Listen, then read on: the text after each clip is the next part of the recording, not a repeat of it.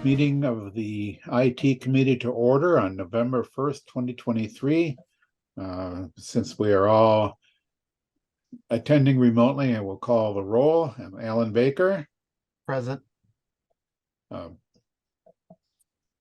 Carroll. Yeah, Bob's here. Amar Clark. Here. Bob Hassinger. I'm here. And Dave Robbins is here, all present and accounted for. We have no attendees. Evan was invited, but hasn't joined us, at least not yet. I mean, I won't be totally shocked if he signs in, but when I asked Evan late last week if he had anything for us, he didn't. So we probably will not see Evan tonight. But anyway, let us proceed with our agenda officially. The first agenda item, as always, is public input. We have no Zoom attendees to offer any public input. If any one of us has anything to offer that would constitute public input, now would be the time. And hearing none, we'll move on. Our next agenda item is updates, if any, on ongoing projects. I don't have any additional information on the Office 365 conversion. I had meant to ask Evan if he had any updates for us, and we got busy with other things in the last couple of days and, didn't get anything to him, but he was aware that we were meeting, and so if he had anything to offer, hopefully he would have passed it on to me. Anyway, next thing on that is the town meeting clickers. For those of us who attended town meeting last month now, I can say, because it's November, the clickers appeared to work flawlessly. I was personally quite happy with the way they worked and the feedback that the clicker gives you so you can see whether your vote was accepted and counted. And William and Evan said that at some point in some discussion I had with them after a few days after the meeting, they were completely pleased with how the clickers worked. So, Yeah. Except the moderator required us to press 1 or 2, but the clickers were not clearly marked with 1 and 2. They had yes and no. So the whole meeting was invalid as far as I'm concerned. I think the clickers said 1A and 2B, I think, on them, right? Well, they didn't say that in the clear labels to the Oh right. no, the button, yeah, Yes. the button itself had 1A, and then next to it had a label of yes, and then 2B. I couldn't see. Allegedly, there was something like embossed markings in the buttons themselves that I couldn't see. The obvious thing was to the right of the button, and with yes and no.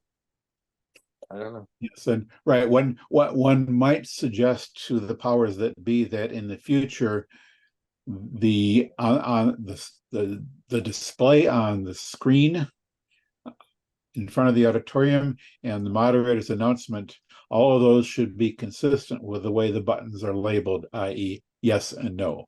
I tried to suggest that to the moderator after the meeting, and someone else also. I didn't get much warmth. Yes, well, let's make that an official recommendation of the IT committee. Yeah, because otherwise someone's going to get up and say, "I doubt the vote." You know that? That's the back of town meeting time.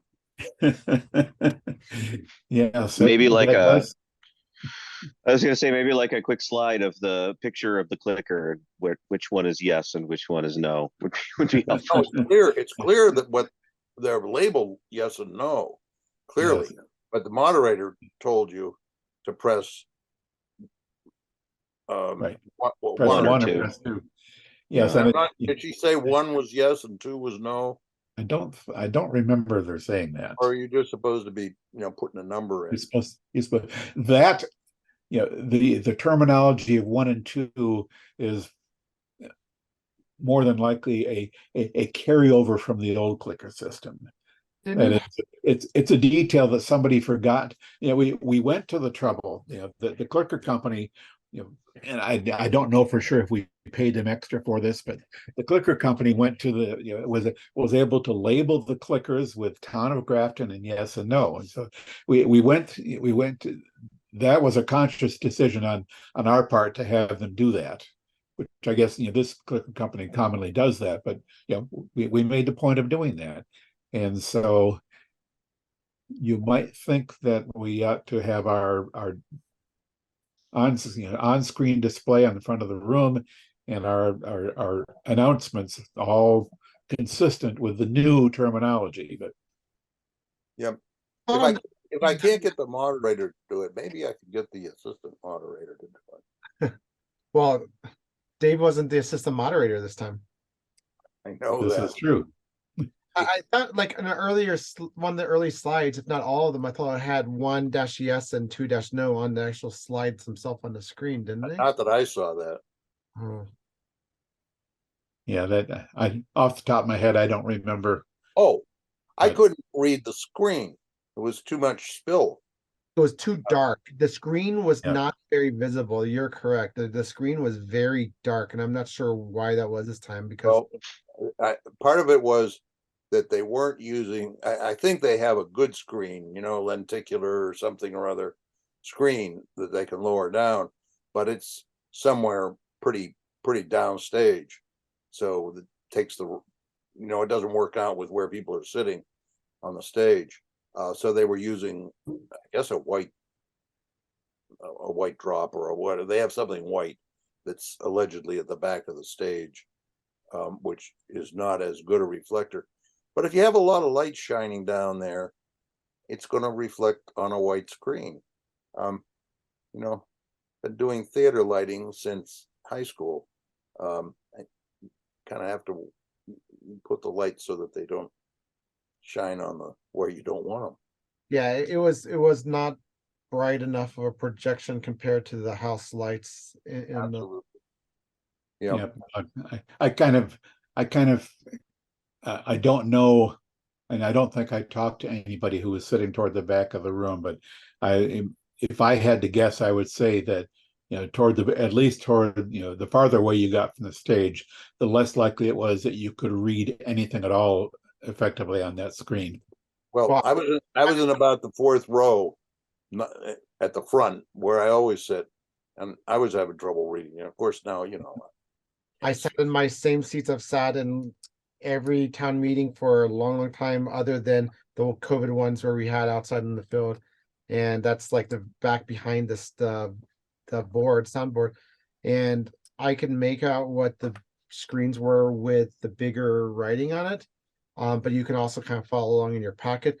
But the ones where there's presentations where especially the map, like the map you presented, Dave, was impossible for me to No, even that map, yeah, that map was, you know, even up close, particularly for the what was intended to for that map to really show, you couldn't make it out at all. It was just, you know, the map was done, and the information to be presented on those MBTA zones and where they are scattered throughout the town. You know, the map that Fiona prepared was less than readable. Yeah, any of the screens that had something like a presentation were very difficult. The contrast was just very tough to make out. Yeah, no, if it, and I think I remember doing a presentation somewhere, a brief presentation on those MBTA zones, where I did the maps in such a way as to, you know, make it easy at a glance to see where the zones were, and then a close up on each zone to see what it looked like. But yeah, I wasn't involved in preparing this presentation, and anyway, as it turns out, nobody really asked any questions about that referred to the map and would have required a more detailed explanation. We were so lucky that no one did. You know, I don't know, it was sort of a miracle. It's, Yeah, board had how many pages of agenda? And I don't know whether anybody asked any question, nothing of consequence at all. yeah, no, that was it was kind of interesting, and the warrant was something like 96 pages in length, and those first 41 articles on the bylaws, Oh, yeah. we were, you know, I was prepared to field as many questions as anybody could come up with on that, but you know, nobody questioned anything about the bylaw amendments. The only bylaw article that got held was held because someone had questions that weren't related to the actual bylaw changes. Yeah, that was mostly to make a point regarding just a tangential topic because of where, what it was. But like overall, this was probably one of the lesser contested town meetings I can remember in quite a while. Like every single vote Yep. was a lot. There was like maybe one vote that came close to 60-40 or something like that. But Right. That was the only vote that was anything other than an overwhelming majority was on the feedback earth TIF. oh yes. Yeah. Yeah, well, that's an interesting matter that probably is not within the scope of the IT committee. Yeah, I'm holding my thoughts on it. I'm holding my thoughts on that because it's not the place or the time for me to talk about my thoughts about. Right. And I don't know, actually, Dave, I'm not clear who is actually responsible for things like the way the stage is set up and the dealing with the lighting and the brightness of the projection and all of that. I think that's a murky path. Yes, it's never been entirely clear to me. It at times in the past, it's been my impression that everybody thinks that someone else is going to take care of it. Right, but technically, legally, I think it's either the Board of Selectmen or maybe delegated to the town administrator. But town meeting is called by the Board of Selectmen. So wouldn't they be the ones responsible to whatever maybe the moderator needs to put her foot down about what she wants. But Yeah. anyway, that's an interesting thing to chase down in your spare time. Yes, that's kind of getting off topic of the IT committee, but Well, if you couldn't see the slides, then you wouldn't know what button to push. And we're Yeah. interested in the buttons. yeah, Moving right along. Moving right along. moving right along then. The third ongoing project that I had listed on the agenda was public Wi-Fi. I don't know if there's anything new on that, Bob. I haven't heard a thing. I have the feeling that somehow what came by me was trying part of the effort to find a way to use some money that's available if they can find Yep. something to ask for. And so they want to our discussion and what I was trying to put forward as a source of funding through cable isn't really what they want. They want a way to be sure that we use the whatever the grant is. ARPA, right? So at this point, anything further on that project is probably going to come from Fiona. Yeah, at this point, don't worry about it. Yep. So that's it on ongoing projects that we know about. The next agenda item is an update from the town administrator. And as I said, I have nothing additional from Evan. I had asked him last week if he had anything that he wanted to bring to the attention of the IT committee, and really he had nothing in terms of ongoing activities. The only thing that Evan did, that sort of leads into our next agenda item, which is he asked me if the IT committee was going to be looking at policies.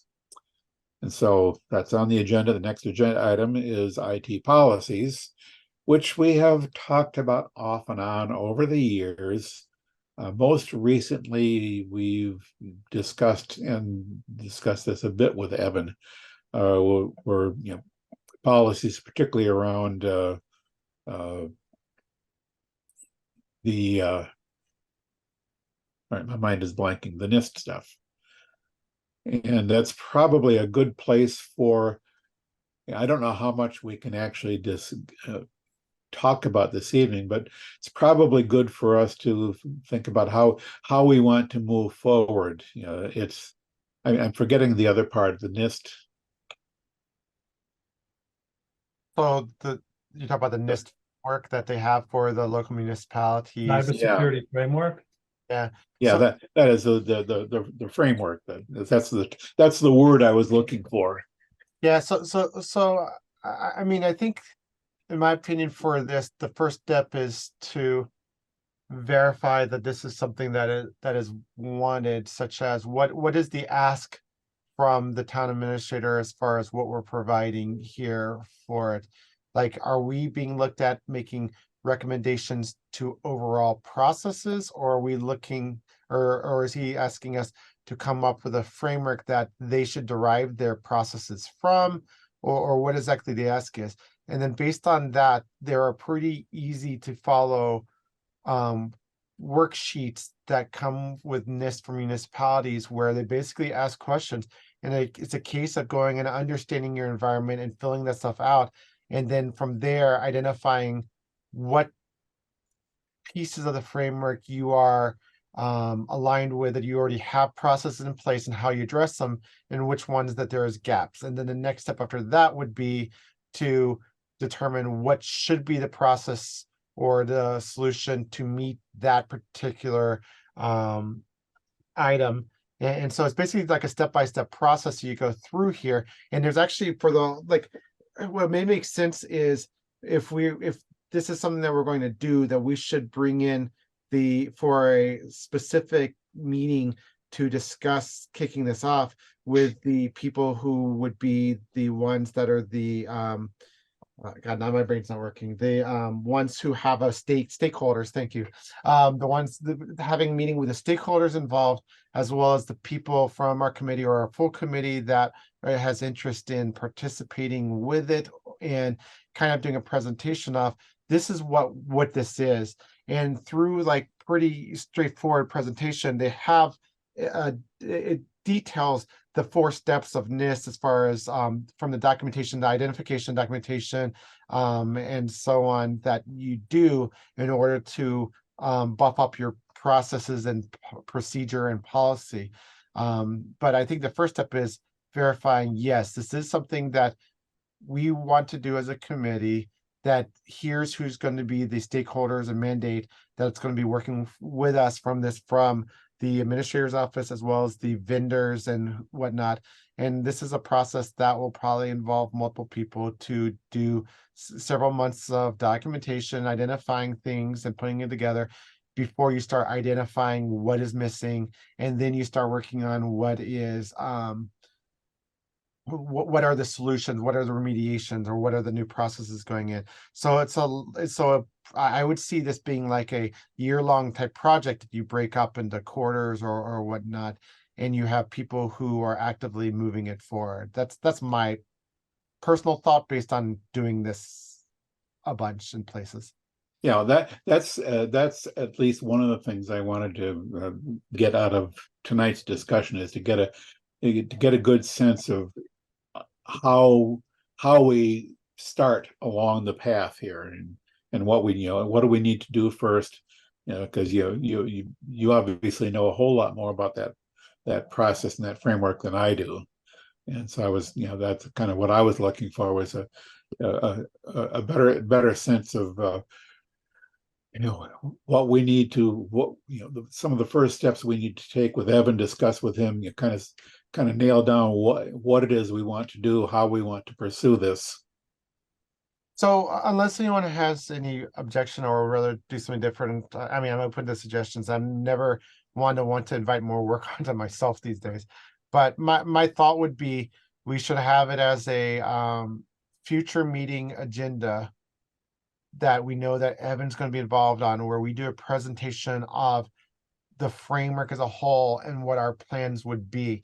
And as such, I think before we presented that to Evan, we would need to have it discussed between our committee to make sure we're on the same page. So my thought would be, as an action item, I would have I would put together a presentation on what it is we're looking to do that I would then send to the committee for the meeting next month for discussion and cleaning up and modification. And you guys will have to help me as far as the legal rules, as far as what parts we can discuss as far as group edit or group modifications and stuff between meetings versus what we have to discuss in the meeting itself within the law. So you guys help provide pointers on that. But what I would think is that in the end, we come to a agreement in the next meeting for, yes, this is what we want to present to, as far as a presentation from this committee as a recommendation that we move forward with this. And then the following month with Evan, we do that presentation and saying this is what we would be doing, what we would be needing, what resources we would need help from, and what it would look like across this next year, and making sure we have buy-in from him and that it goes along with what he's wanting from administrator standpoint. That's my recommendation. So I guess two things. One is, I brought this up before, but since we don't have essentially a chief technologist or a CIO, right, in that role, is either taking a roadmap from other leading bleeding edge or best in class municipalities and seeing how that works for us. So we kind of know what we're doing, right, and developing that strategic plan for IT, or at least starting it. And then, in parallel, a policy set before, unless Evan's prepared to say he wants to roll with, all that goes into implementing the CSF, right? Because there's a whole bunch of controls, even in that subset of the 450 some odd controls that are in full 853, right?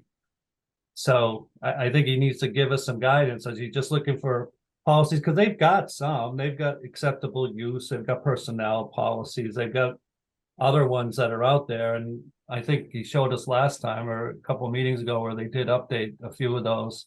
So, let's look at an inventory and maybe just do a gap analysis. And if they just want to keep the scope to policies, we can certainly, work on policies, right? I think what you're saying is kind of like that. That's what I was, I'm on the same page as far as the first part of it is figuring out what the ask actually is. Yeah. Right. So, because this is a lot of work for something if he's not looking to do something like this. Yep. And I know So, Charlie yeah. and those guys do this stuff. Like I said, I've worked with them before and they have all this. So maybe it's just a matter of they, taking and doing a refresh or global search, edit, replace, right, of somewhere else. And, that gives us a starting line, right? Or a baseline. But A lot of times with this, it could be a case where you go through the worksheet and you have answers for all of that, and it's not a lot of work. I mean, it could very well be that. I think that I guess my main point is that there needs to be a plan of what they're using for this beyond just whatever people think makes sense at the time. And your suggestion as far as look what other municipalities are doing as far as roadmaps or such is a possible path also. I'm kind of like I'm sensing what you were saying earlier at the very beginning of this, and I'm in the same page that you really need someone on staff who's kind of like your technology architect or someone who's kind of with this strategic plan of where you want stuff to go. and didn't we put in for a grant? And wasn't there about a year ago, right? Some pool of money or other communities. Do you remember that, David? Vaguely, I don't remember just what it was. Yeah. There was some pool of communities. I'll have to go back and look at my email. Yeah, I remember a little bit about that. There's talk. I don't remember all the details, but it was. Yeah, you're right. There was a community thing where we were looking to be able to get municipal cybersecurity assessment or something as part of this. Right. Yeah. Because I mean, now, you know, he's got CMD just doing essentially break fix, right? Support desk. And And, yeah, and that's great. you need like, and I know we talked about with them when they first came on board also that the reason they got in a bad position was because no one was doing growth planning or Right. like you said, a roadmap as far as what you want to do. Like for me, within my job, I have 3, 5, and 10-year roadmaps as far as technology and life cycle replacement for stuff as far as what Exactly. I'm going to do. And I have estimated budget for 10 years and you know, across the board, whether it's UPS power stuff, if it's networking stuff, system, application stuff, services, you know, we have that across the board. And I felt like, especially when I first started on this committee, from hearing what the previous vendor did, that they didn't do anything like that. It was basically something breaks, fix it, and everything was very transactional. And I Mhm. think that's a very short-sighted and expensive way to handle it, because then you're paying premium to fix everything instead of it being part of a bigger strategy. Yeah, so there seems to be a continuing need for a more well-defined IT strategy for the town. That we're not, you know, even now we're, you know, we're not, and this is sort of, yeah, off and on, I think, over the years that we've had this committee, you know, Bob Hassinger, you know, and Bob Carroll both, you know, you've been on this for quite a long time now, and the topic of strategy comes up off and on, and we're never, at least I can't say that I've ever had a lot of clarity on, you know, who is responsible for the town's IT strategy, to the extent that we have a long-term strategy. And then there's, you know, sort of, you know, that ties in with, you know, the CSF, that ties in with other IT related policies. And yeah, Evan's question to me last week was sort of general, you know, you guys gonna be, you gonna be talking about policy. And I don't know exactly what Evan has in mind there. So this is, among other things, it's probably worth our while to, you know, to really, you know, to get a better sense of what Evan has been thinking, or what he's thinking, to the extent that he's thinking about topics like strategy and strategy policies, you know, the extent of Roadmap. roadmaps. Yeah. Yeah. Where do we want to get to, and what resources do we have available? Right. Those are the Yeah. first two things that we need to know. Yeah, the more we talk about this, the more that it really feels like that really should take place before you start digging in more into the process side. Is Mhm. need to take a look at, do you have a full list of your assets, your list of defined service catalog? You know, what is it that your town IT supplies as services for itself, for customers, for end users, or whatever? What are the, you know, I guess, like, do they even have a CMDB? And so basically, do you know, start from that standpoint, and then say, here's what you have all this stuff defined, and then what is your roadmap for planning for life cycle changes from hardware replacement, as well as technology advancements, reevaluation of vendor, reevaluation of the service, things like that. Like, a lot of that is stuff that would probably even come before you come up with a whole NIST framework discussion. That's just fundamental IT planning, really. And that probably supersedes the other as far as something that's important. And all we've heard is that, well, the VAR that they use does that stuff, some of that, but no one's really ever spelled that out or shown any like view of that. And it seems to be a lot more based around, well, this budget cycle we want to replace these servers, so that's what we're going to do. Right, but that's only part of it, because the IT piece will also be, you know, the what's the system that they use for accounts receivable, payable, and the general ledger? So V, What is it? was that started with a V, right? Or Yeah, well, you guys know the one I'm talking about. It'll come to me. So that's a big piece, and of course CMD could care less. And then the website, right? That's a whole big piece, and the, you know, the whole presence, IT presence, and social media and all of that, right? With again, CMD really doesn't care about that piece, but it's a big part of where those touch points are with the community and the constituents, right? So that all has to be part of the IT plan, right? So And then of course budget. So basically what is being said here, now the more we talk about it, is before we start looking at cybersecurity framework, they really need to look at implementation of some sort of ITSM. Yeah, I mean, really, that's what we're talking about here, is that they don't have an ITSM framework stood up to where they handle from projects, planning, roadmaps to operations to life cycle enhancements, the whole way around the ITSM circle. And they don't have that defined. And that's probably a more important policy or process to define for their organization than the other part, because cybersecurity frameworks that you use, whether it's NIST or something else, won't get off the ground if you don't have a solid ITSM framework to lean on, because whatever you put in place will age out or become obsolete or whatnot, and it won't continue being advanced or move forward as technology advances. right. So we should get those kinds of conversations with Evan. Vadar, is that it? Yes, Vadar, thank you. Yes, I knew it started with a V. I couldn't remember what it was called. Right. Yes. And then I'm sure there's other ones, right? Doesn't the buildings use something for permitting and all that? Yep, there's there's a variety of systems that are used. You have Vadar for accounting. I forget off the top of my head, there's an online permitting system that they're using. I know I've heard the name and I can't remember what it is. There's ClearGov, which is a budgeting system. Right. There's the a couple of different systems that the assessors use. Yeah, all that needs to be part of the equation, right? And accounted for in the overall That's part of a strategy plan and roadmap. Yeah, that should all be part of a CMDB.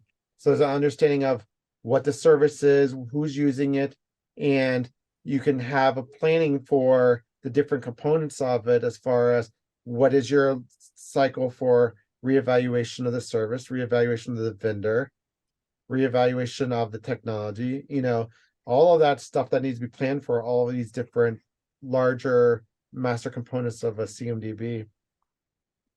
Right. And then all your BIA stuff, right?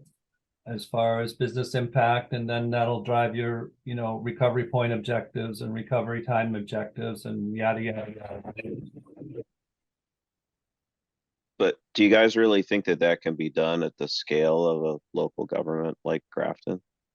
I mean, it seems like a lot of that stuff is really targeted towards larger enterprise and larger organizations, and just the cost associated with it. I mean, I've only been part of larger organizations, so I don't know what exists on kind of like the lower end of the spectrum for those types of offers, but I know that they can get really complicated and very expensive and time consuming.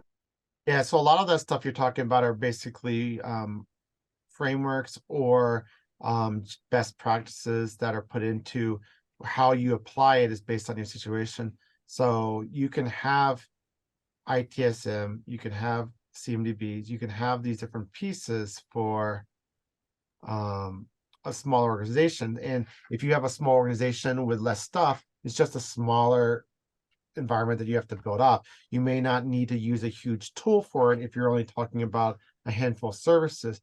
But the important part is the understanding that you need to be aware of what those are and have a plan for what those are. And so if it's a small enough organization, maybe in the old days, people would use Access databases. Nowadays, maybe use Excel. Maybe you do use a smaller, cheaper application or service to do stuff. But, that really depends on what you're trying to get from it. I think the big point that we're saying is that it's the processes and strategy that needs to be put into place And what that looks like for Grafton can obviously be different than what it might look like for Boston, for instance. Right, but I've seen like Lexington is what I recall, and I think Northampton's a little bit bigger, but I've seen it. And it really wouldn't take a whole lot of effort to just go through, because the beauty of this is it's all you know, out in the public on freedom of information, right? So we can just grab those and, you know, do, like I said, just breeze through it and right size it for Grafton, you know, because all the touch points and all the chapters and everything will be there, right? Yeah. Yeah, like when you think about it, the important part is the strategy and processes, and what that looks like is going to be different for each organization depending on their size, depending on how they're Right. going to. But it's You've most gone through the exercise, right? And you've burned some gray matter, you know, and thought about it, right? yeah. A lot of times the toughest part of it is getting your foot out the door saying you're wanting to do this in the first place. Right. Because, you know, Yeah. that's where Evan should, you know, we need to push him to have him lead instead of, you know, because CMD just gonna want to spin us around doing their break fix and their stuff in their sweet spot. So, you know, they can maximize their profitability, right? And, you know, whatever they're working with it, you know, they're looking at it to, yeah, take care of Grafton, but at the end of the day, you know, Charlie's running a business, right? So, so like, I mean, Evan's a town administrator, and honestly, in my opinion, for a town administrator, he does a pretty solid job of trying to understand the IT aspect of the town. But a lot of the stuff you don't know about it until you know about it, and Right. I think this is where it gets into the role of this committee to say, this is something that we notice is really missing for Grafton, that it may be more work in the short term, but long term will have benefits for the ability to predict your spend, the ability to be more efficient with your spend, you know, things like that. And if you do go this route, that is usually recommended. And for us to provide a recommendation of how you would start doing that, because I think that this is a big ask to say, you need to do this, Evan, and you're on your own to do it, basically. This really sounds like a conversation that Evan should be part of. Yeah, I think that's kind of what what this discussion is driving towards, is that you know, we've got a number of related topics here, and we need to have a discussion with Evan as to get a sense of what I mean. We can give him some guidance and suggestions. Here's various things that we see that may be needed, that, you know, or that we would recommend, but we you know, so there's a little bit of us, you know, maybe helping Evan to understand the kinds of things that we're talking about. But ultimately we need to get, you know, Evan needs to engage with this and basically decide what he wants the town to do, and we can. Well, We really have to have that conversation with Evan before we can move much more forward on Right. any of these topics. I'm thinking that the discussion is like we have tonight. How does he view this? How does he see it being handled? You know, he associates with, I don't know, dozens of other town administrators, the town administration world, and they all have the same problem, and they have some ideas about towns, you know, mid-sized towns get by doing this, whatever, and all. And I think he has to be giving us some input on that. You know, I've been watching this since TAs had absolutely no interest in even having any data. We don't go very far back in our history in Grafton for our TA that was not very interested. You don't have to go too well, but you can go back further, and same thing. the same end result. Basically they're running as fast as they can all of the time, trying to find enough money somehow to keep the boat above water. And coming from that direction, you need to be talking to the person who's coming from that direction as to what actually comes together as something to do. It really would be good to have Evan come around and be part of basically this conversation about where do we start, how far do we reach. It's going to say, you know, no other town is doing whatever. Only Boston is doing whatever. Pretty sure Worcester's not doing whatever. So I don't like, I don't know what other towns are doing. All I know, I'm coming from the technology side and best practices, which applies for organizations of any kind. So I agree that I think we should have a discussion with Evan. I think we should talk about it from a standpoint of IT strategy discussion and talk about what we see as shortcomings here, and we have a discussion as far as what we feel is missing and why we feel it's missing, and discuss if that's something that Evan wants to pursue and what are possible avenues of doing so. If he's not interested in doing it, then that kind of makes the whole discussion moot at that point. But you're right. We do need to have a conversation with Evan on just how Grafton handles IT strategy as a higher level before we dig into any of this other stuff. I suggest that we put it on the next agenda and Dave have a conversation about Evan about why we need him to come by and talk with us. Yeah. Yeah, and I think every conversation starts with a problem statement, right? Like what is the problem that we're trying to solve here? Are we just updating policies for the sake of updating policies, or is there like some real change that we want to affect here? And what is that change, right? Where are the problem areas that we need to provide help, I guess? Yeah. So, yeah, I think the path forward here would seem to be that we arrange to meet with Evan at our next meeting, and we can, if necessary, adjust our meeting schedule to align with Evan's, because that's really key, is for the five of us to discuss these matters with Evan, get a sense from Evan, help Evan understand where we're coming from, and get from Evan his plan or his ideas for what he wants to do and when and how. I mean, it's really at this point we need to start that conversation with Evan. It may take him some time, for all I know, it may take him some time to nail down just what it is he would really like to do and what it is he can do. But we don't know that, and he doesn't know that until we get together with him and start the discussion. I think that if he were here tonight, we could get a good leg up on a lot of what we were just talking about fairly quickly. He's going to talk about how much is even feasible from his point of view, and let's get him here and don't engineer it until he comes around and we get some.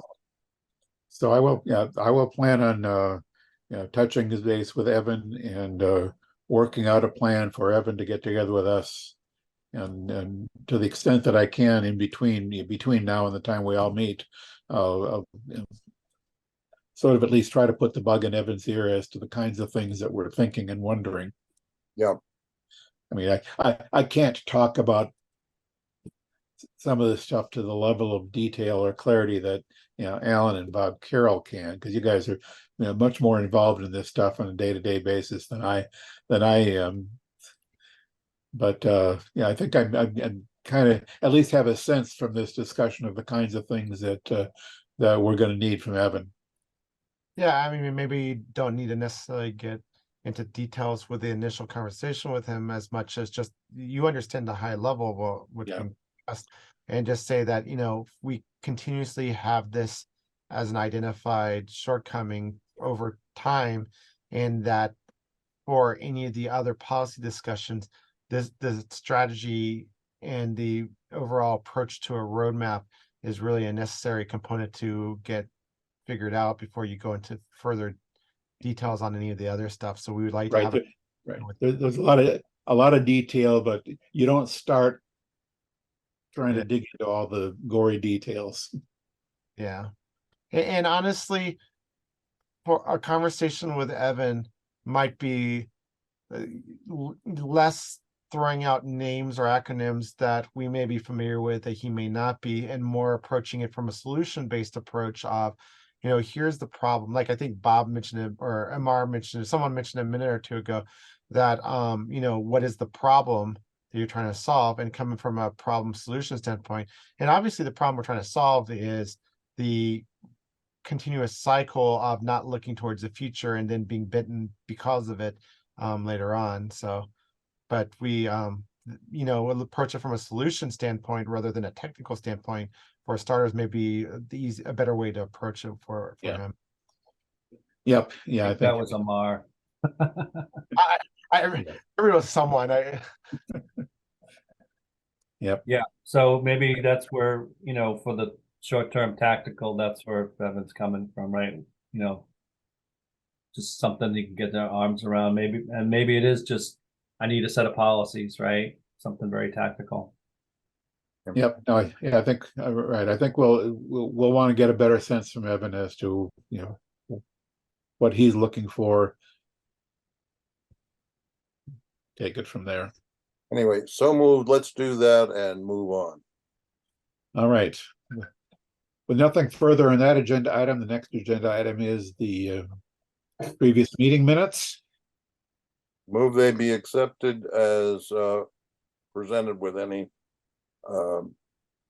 corrections that we may discuss now. Seconded. Moved and seconded. Is there any discussion? Hearing none, we'll put it to a vote. Mr. Baker, Aye. Mr. Carroll, Carol's eye. Mr. Clark, Aye. Mr. Hassinger, Aye. and Mr. Robbins votes aye. Motion carried unanimously. The next agenda item is a possible executive session, but we've gotten in the habit of putting that on our agenda just in case, but there is no need for an executive session this evening. So I move we have- adjourn. Second. Moved and seconded that this meeting be adjourned. I'd like to say all those in favor say aye, but I have to call the roll. Mr. Baker. Mr. Carroll. Carol's eye. Mr. Clark. Aye. Mr. Hassinger. Aye. And Mr. Robbins votes aye. Motion carried unanimously. We are adjourned until next month.